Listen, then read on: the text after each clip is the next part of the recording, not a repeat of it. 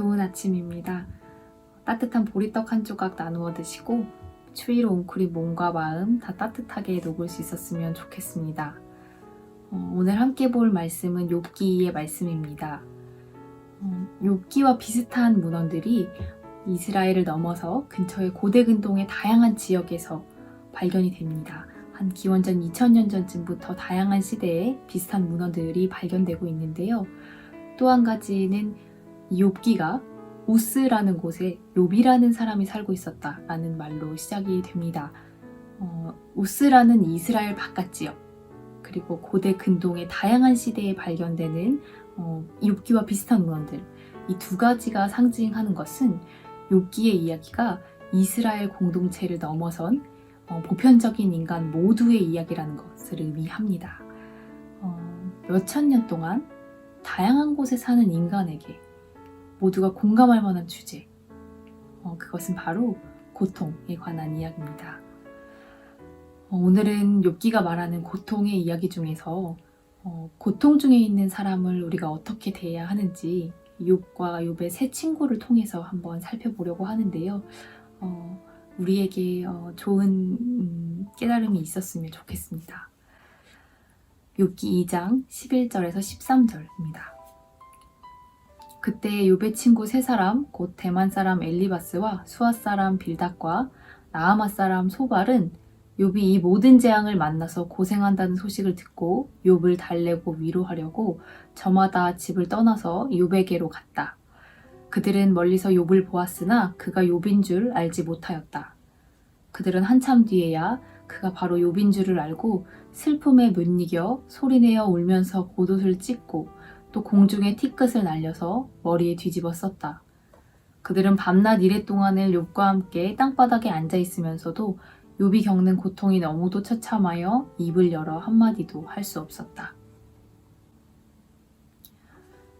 모든 소유를 잃고 또 자식도 잃고 잿더미에 주저앉아서 이 옹기 조각으로 몸을 긁고 있던 욥에게 세 친구가 찾아옵니다.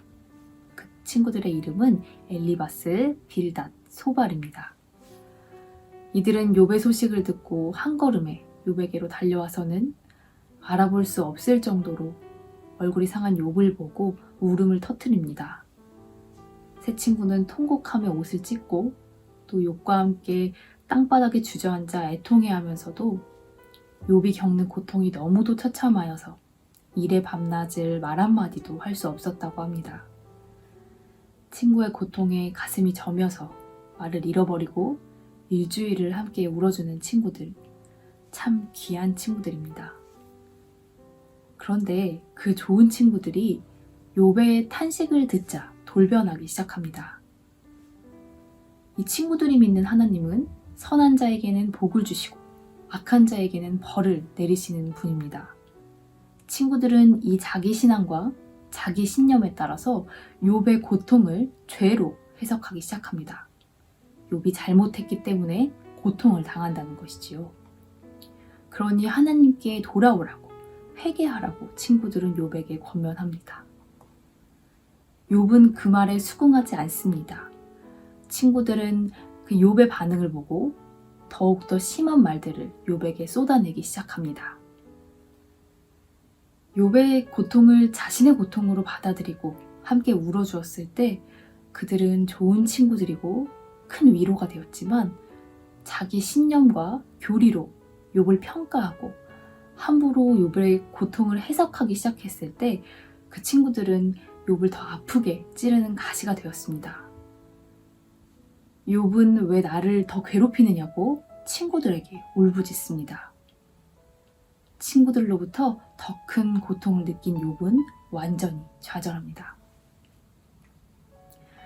친구들은 자기의 고귀한 신앙, 고귀한 신념을 내세운 것이겠지만 그 신념과 신앙이 오히려 욥을 죽음의 구렁텅이로 몰아넣고 있습니다.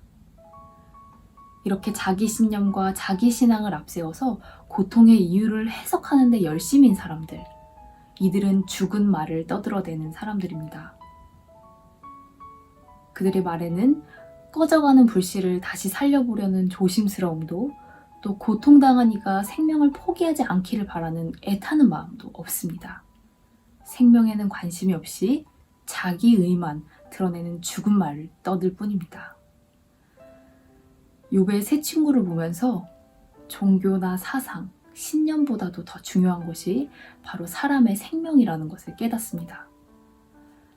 신념을 앞세워서 상처받는 말을 내뱉는 것보다 차라리 말을 아끼고 함께 울어주는 것, 그것이 또 고통당한 사람을 위해서 우리가 해야 할 일이라는 것을 또 깨닫습니다.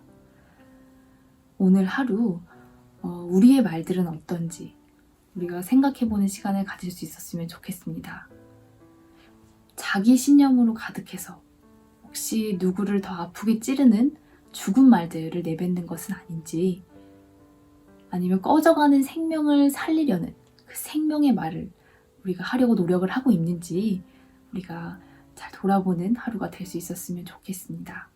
함께 기도하겠습니다. 하나님, 우리의 신앙과 신념이 사람의 생명보다 앞서지 않도록 이끌어 주시옵소서.